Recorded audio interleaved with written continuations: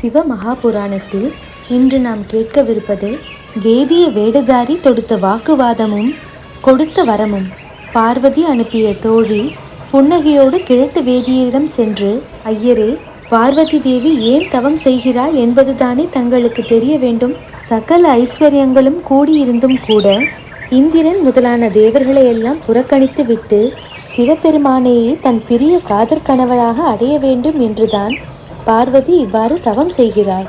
இவள் வைத்த மரக்கன்றுகள் கூட பெரிய விருட்சங்களாகி பூத்து பயன் தர துவங்கிவிட்டன. இவளோ நாரதர் கூறியபடியே இன்னும் தவம் செய்கிறாள் என்றாள். அவளை அவ்வாறு பேச வைத்துவிட்டு பார்வதி தனித்து நின்றாள்.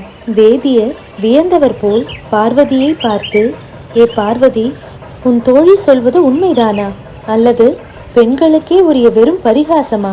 உண்மையை நீயே ஏன் என்னிடம் சொல்லக்கூடாது என்று கேட்டார். அதற்கு பார்வதி தேவி, பெரியவரே, என் தோழி சொல்வது எல்லாம் உண்மைதான். மனதிற்கும் வாக்குக்கும் எட்டாத அந்த சிவபெருமானை என்னால் எப்படி அறிய முடியும்? அதனால்தான் என் விருப்பத்தாலேயே நான் அவரை குறித்து தவம் செய்கிறேன் என்றாள். பார்வதி, நான் இப்போது என் விருப்பப்படி செல்கிறேன்.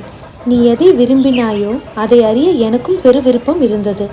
அதை உன் தோழியரிடமிருந்தும் உன்னிடமிருந்தும் தெரிந்து கொண்டேன். இனி நான் போயாக வேண்டும், இல்லையென்றால் நமது சிநேகம் குறைந்துவிடும் என்று கூறிவிட்டு அங்கிருந்து புறப்பட்டார். உடனே பார்வதி வேதியரை பார்த்து, சுவாமி, நீங்கள் ஏன் புறப்படுகிறீர் என்று கேட்டாள். பார்வதி, நான் உனக்கு மிகவும் அன்பனாகியால் சொல்லுகிறேன். நீயோ சந்தனத்தை விட்டு சேற்றை பூசிக்கொள்ளவும், யானை வாகனத்தை விட்டு எருதின் மேல் ஏறி சவாரி செய்யவும், கங்கை நீரை விட்டு கிணற்று நீரை அள்ளி குடிக்கவும், சூரிய ஒளியை விட்டுவிட்டு மின்மினியின் ஒளியை கண்டு ரசிக்கவும், வீட்டு வாசத்தை விட்டுவிட்டு காட்டு வாசம் செய்யவும் விரும்பியவளாய் தவம் செய்கிறாய். இந்த முயற்சி நல்லதாக தோன்றவில்லை. தேவர்கள் நிறைந்த சபையை விட்டு அசுரரும் பைசாசரும் நிறைந்த சபையை நீ விரும்புகிறாய். அலங்காரமான இந்திரன் முதலான தேவர்கள் எல்லோரையும் விட்டுவிட்டு ஆண்டியான சிவனை நீ விரும்புகிறாய். இது நல்லதல்ல. மிகவும் அசட்டுத்தனமாகவே எனக்கு தோன்றுகிறது. உலகத்தில் ஆடவர்களுக்குள்ள விசேஷ குணங்களில் ஒன்றாவது சிவனுக்குண்டா? அவன் ஏறி திரியும் வாகனமோ மாடு, உடுத்தும் ஆடையோ யானை தோல், அவனது படைவரிசைகளோ பூத பைசாசங்கள், அவனது நீலக்கண்டத்திலோ நீல நிறத்து கடு விஷம். வீடுகளில் வசிக்க லாயக்கற்றவனாய் வனத்தை அடைந்து காடுமேடுகளில் சுற்றுபவன். அவன் ஜாதியோ இன்னதென்று இன்னும் தெரியவில்லை. அவனது வித்தையும் ஞானமும் இவ்வளவுதான் என்று இன்னும் கணக்கிடப்படவில்லை. அந்த சிவன் சர்வ சம்மதமான புருஷனாக இருந்தால் மன்மதனை தகனம் செய்வானா? ஆகையால் அந்த சிவனிடம் உன் மனதை செலுத்துவது நல்லதல்ல. உனக்கும் சிவனுக்கும் பல வகையிலும் ஏற்றத்தாழ்வுகள் எத்தனையோ இருக்கின்றன. ஆயினும் வினையை வெல்ல முடியுமா? நீ உன் விருப்பப்படியே செய். தலை விரித்தாடும் அந்த தான் தோன்றி கூத்தனை நான் அறிவேன். அவன் வசிப்பதோ ருத்ரபூமி. ஆகையால் அப்படிப்பட்டவனிடமிருந்து உன் மனதை திருப்புவது உனக்குத்தான் நல்லது.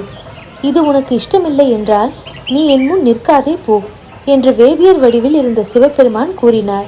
அவற்றையெல்லாம் பொறுமையின்றி கேட்ட பார்வதி தேவி மிகவும் கோபம் கொண்டாள். அவள் வேதியரை பார்த்து கூறலானாள்.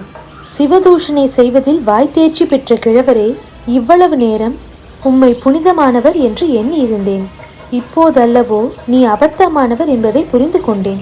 தேவாதி தேவனான சிவபெருமானை அறிவேன் என்று நீர் கூறிய வார்த்தை பொய்யே அன்றி வேறல்ல.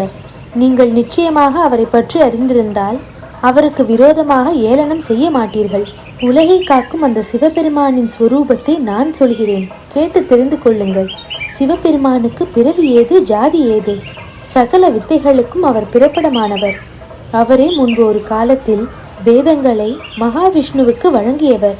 சுடலையாண்டி என்று நீர் குறிப்பிட்ட அவரே மரணத்தை வென்ற மிருத்யுஞ்சயர். அவரை பூஜை செய்வதால் எல்லோருக்கும் சுகம் பொங்கி வரும். வேத நுட்பம் தெரியாத கிழட்டு வேதியரே, எந்த சிவபெருமானின் கருணை கண்ணோக்கினால் தேவர்கள் ஜீவந்தர்களாக இருக்கிறார்களோ, எந்த சிவபெருமானின் திருத்தொண்டிற்காக தேவர்களும் காத்திருப்பார்களோ, அந்த சிவபெருமானே ஸ்வயம்பு. அத்தகைய சிறப்புகள் வாய்ந்த சிவபெருமான் என்னை விரும்பி நேசிப்பாரானால் கல்யாண ரூபமும் தேவதேவருமான அந்த பெருமானின் சேவையால் எனக்கு என்ன குறைதான் உண்டாகும்? எல்லா பிறவிகளிலும் தரித்திரனாக இருப்போர் ஆண்டி என நீங்கள் இகழ்ந்த அந்த ஆனந்த மூர்த்தியை சேவித்தால் அஷ்டலக்ஷ்மிகளையும் அடைவான். நீங்கள் சொல்வது போல் பஸ்மமானது பரிசுத்தமில்லாத வெறும் சாம்பல் என்றால், அவர் நடனமாடிய பிறகு தேவர்கள் ஏன் தமது சிரசின் மீது அந்த சாம்பலை பூசிக்கொள்கிறார்கள்? அகில உலகங்களையும் காத்து முத்தொழிலையும் புரிந்து அதற்கு தலைவராக விளங்குகிறாரோ அந்த ஆதிநாயகரை அறிவில்லாதவர்களால் எப்படி அறிய முடியும்? எவன் ஒருவன் சிவபெருமானை திட்டுகிறானோ அவன் பல பிறவிகளில் சேகரித்த புண்ணியங்களும் வீண் சாம்பலாகி விடும். நீங்கள் சிவபெருமானை இழித்தும் பழித்தும் பல பல பேசிவிட்டீர்கள். உமது அற்ப ஞானத்தை அறியாமல் வயதான பெரியவர் என்று மதித்து வழிபட்டு உபசரித்த காரணத்தால் நானும் பாவத்தை அடைந்தேன். உங்களுடைய ஊன கண்களுக்கு சிவபெருமான் எப்படிப்பட்டவராக இருந்தாலும் அவரே என் மனக்கண்ணிற்கு பிரியரும் என் விருப்பத்திற்கு உரியவருமானவர். திரும்ப திரும்ப கேட்டாலும் அதையே தான் நான் சொல்வேன்.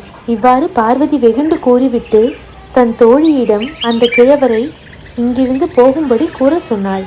இவர் இங்கிருந்தால் சிவபெருமானை மீண்டும் இகழ்ந்து பேசுவார், ஆகையால் நாமே இந்த இடத்தை விட்டு செல்லலாம் என்று கூறி தன் தோழியருடன் காலெடுத்து பெயர்த்து வைப்பதற்கு முன் வேதியர் வேடத்தில் இருந்த சிவபெருமான் தன் மாறு வேடத்தை நீக்கிவிட்டு தன் உண்மையான சுயவடிவம் எடுத்து சிவபெருமானாக காட்சியளித்தார்.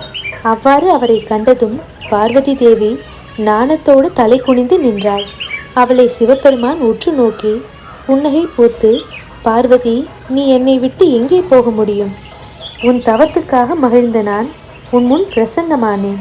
உன் மனதை சோதிப்பதற்காகவே விளையாட்டாக இப்படியெல்லாம் வாய் கொடுத்து வார்த்தையாடினேன். உன் உண்மையான பக்தியைக் கண்டு மகிழ்ந்தேன். உன் தவத்தால் நீ என்னை அடைந்தாய். நமது வீட்டுக்கு போகலாம் வா என்று சிவபெருமான் அழைத்தார். பார்வதி நீண்ட காலம் தவம் செய்த பயனை அடைந்து தவத்தால் உண்டாகிய சிரமமும் நீங்கினாள். சிவபெருமானின் பெருமைகள் என்றென்றும் தொடரும். ஓம் நம சிவாய.